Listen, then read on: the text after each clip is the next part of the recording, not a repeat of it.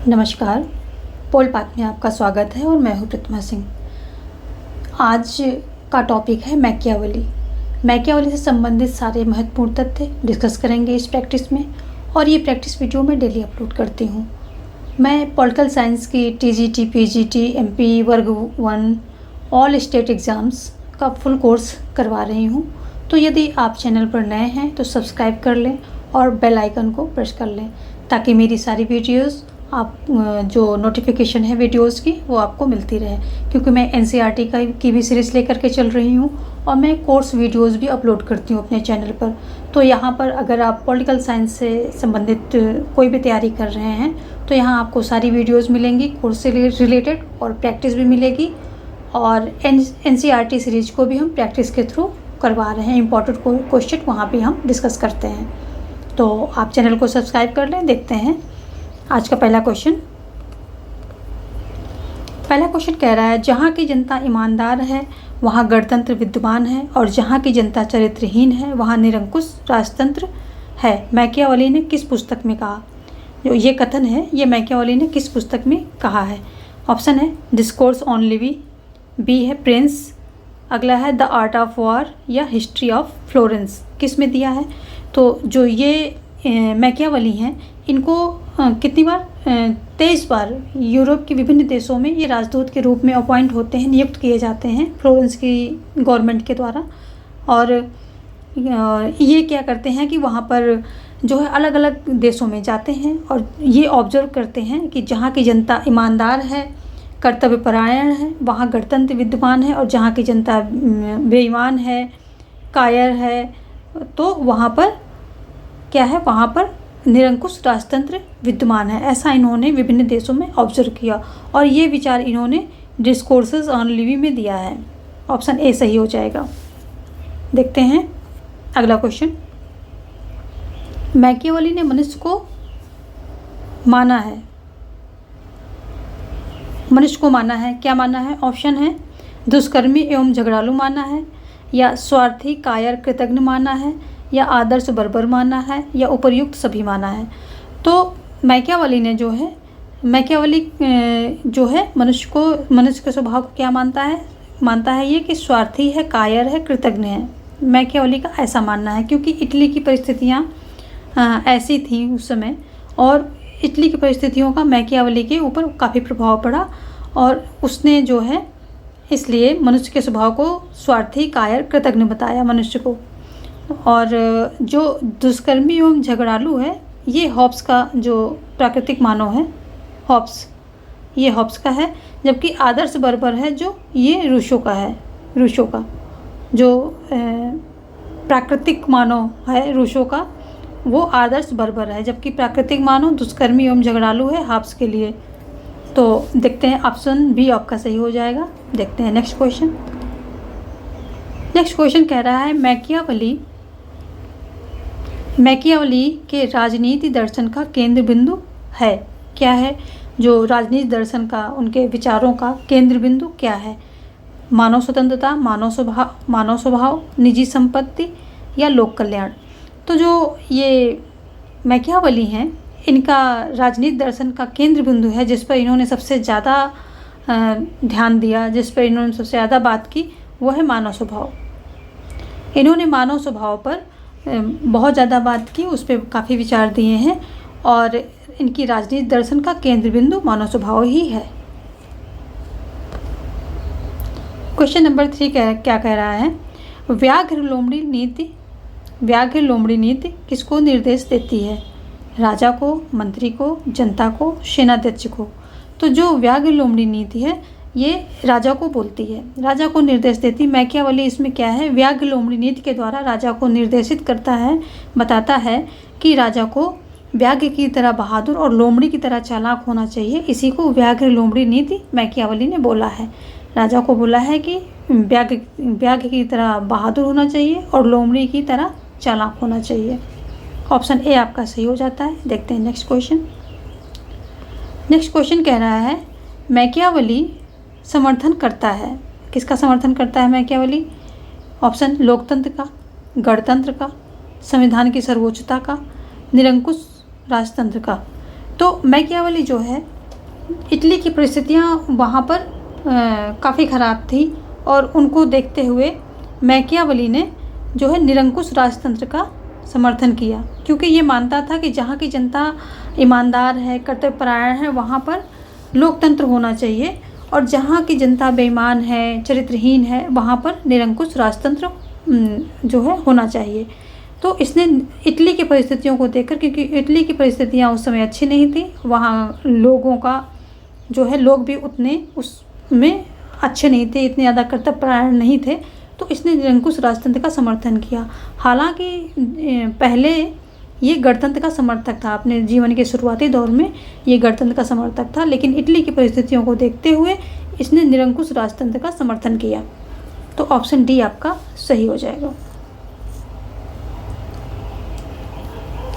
Machiavelli राज को क्या मानता है?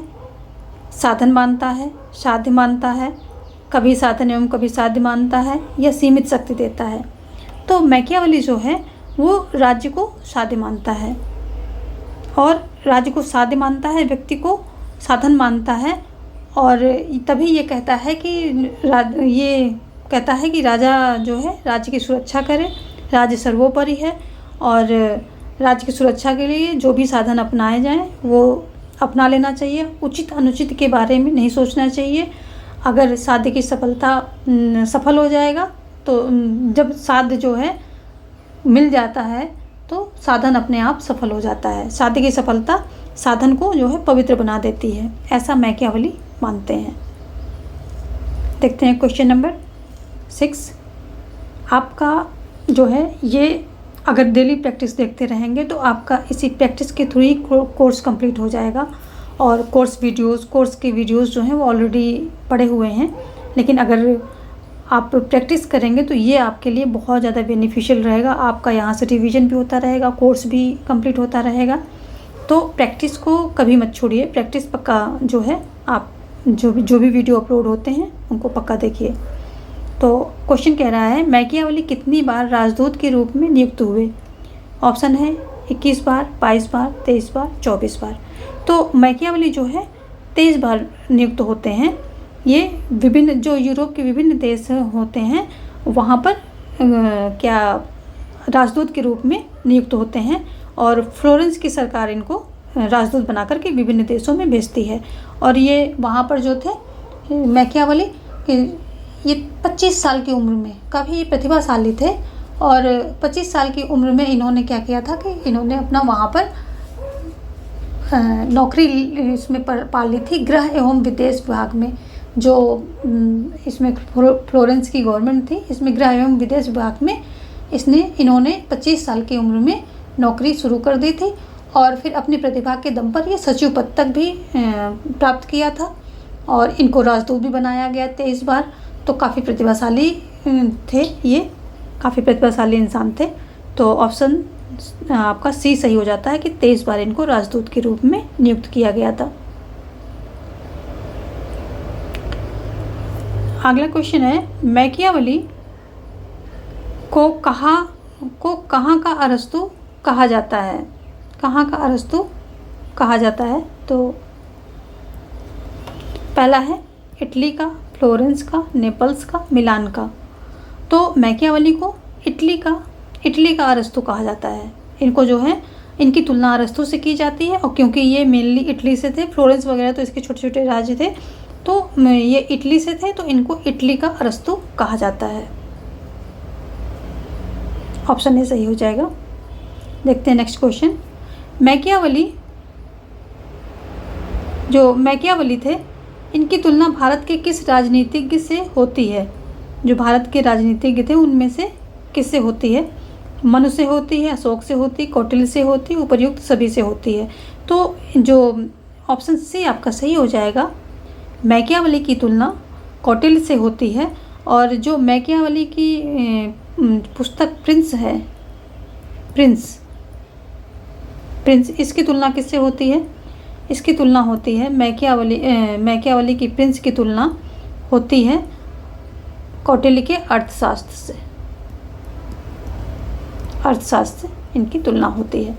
तो इनकी जो प्रिंस है इसमें इन्होंने राज्य के बारे में विस्तृत, राज्य और राजा की नीतियों के बारे में विस्तृत वर्णन किया है, जबकि यही काम कौटिल्य ने अर्थशास्त्र में किया है। और तो इन दोनों की बुक की तुलना होती है और कौटिल्य की और मैकियावली की तुलना होती है।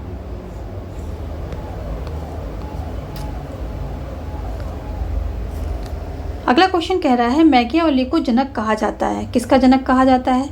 राजनीति विज्ञान का, या नीति शास्त्र का, दार्शनिक राजनीति विज्ञान का, या आधुनिक राजनीति विज्ञान का। तो मैकियावली को जनक किसको कहा जाता है? ये आधुनिक राजनीति विज्ञान का इनको जनक बोला जाता है। ऑप्शन डी आपका सही हो जाएगा।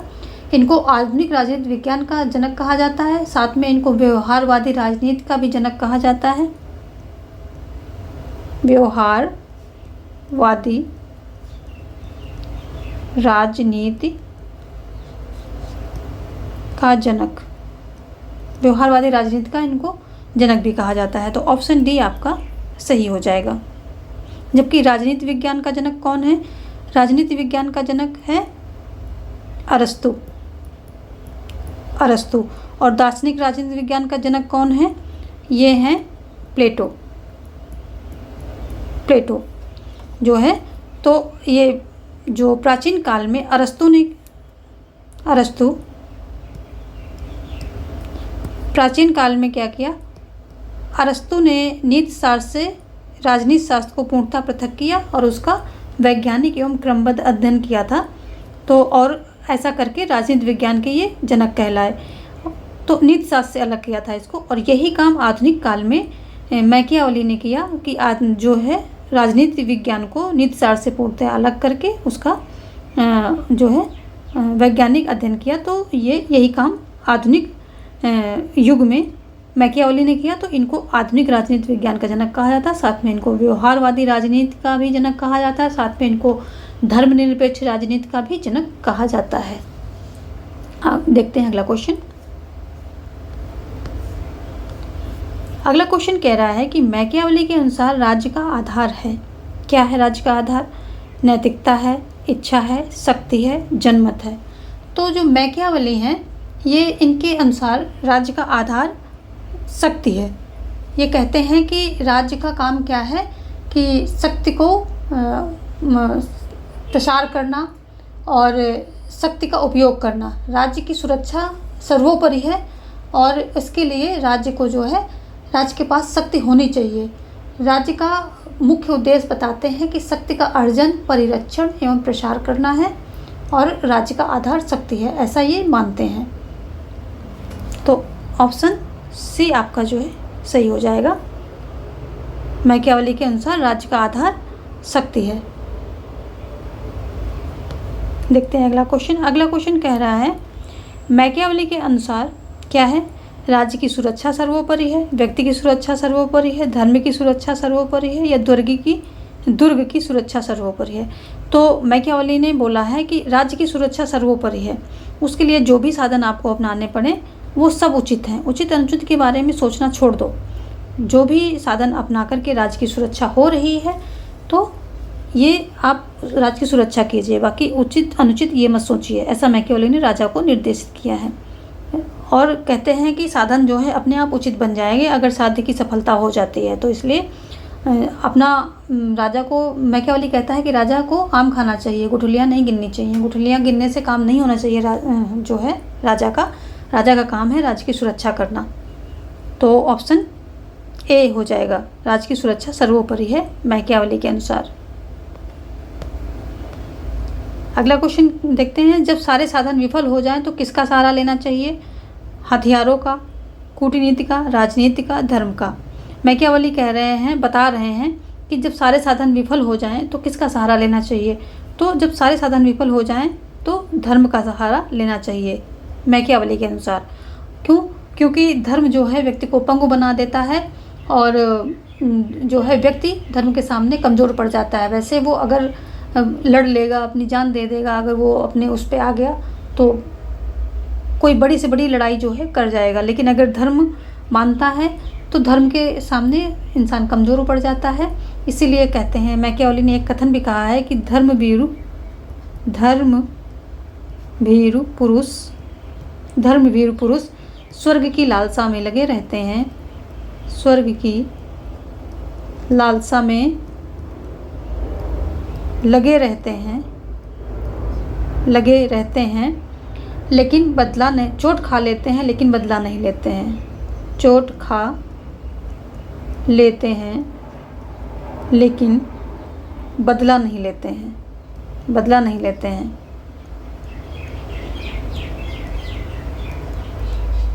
बदला नहीं लेते हैं, ऐसा है। तो इसलिए कहते हैं कि जब सारे साधन विफल हो जाएं तो धर्म का सहारा ले लो। धर्म के सामने व्यक्ति जो है पंगु बन जाता है, धर्म व्यक्ति को पंगु बना देता है, धर्म जो है व्यक्ति को कमज़ोर बना देता है।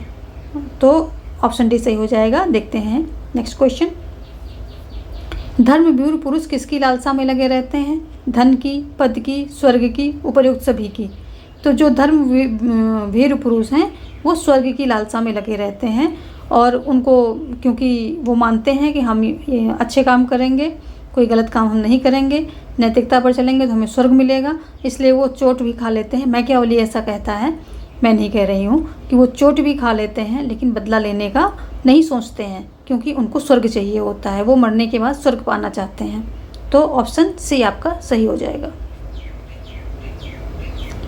अगला क्वेश्चन कह रहा है, मैकियावेली ने राजा को निर्देश किस पुस्तक में दिए हैं? जो राजा को नीतियों के बारे में बताया है, कैसे राज्य की सुरक्षा करनी चाहिए, तो ये सारी बातें जो हैं राजा को अपनी किस पुस्तक में निर्देशित किया है? आर्ट ऑफ वॉर और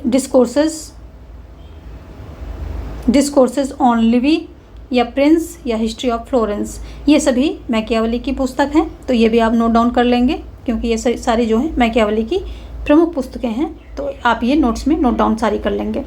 तो जो मैकियावेली ने है राजा को निर्देश दिया है, राजा को नीतियों के बारे में बताया है, राज्य की नीतियों के बारे में बताया है, तो राज्य से संबंधित और राजा से संबंधित सारे विचार इन्होंने प्रिंस में दिए हैं। जैसे कि कौटिल्य ने अर्थशास्त्र में दिए थे, वैसे इन्होंने प्रिंस में दिए हैं। तो ये राज्य और राजा पर कभी कोई क्वेश्चन आता है कि किस बुक में है, तो वो प्रिंस में है। राज्य के लिए भी और राजा के लिए भी सारी बातें इसी प्रिंस में इन्होंने बताई हैं।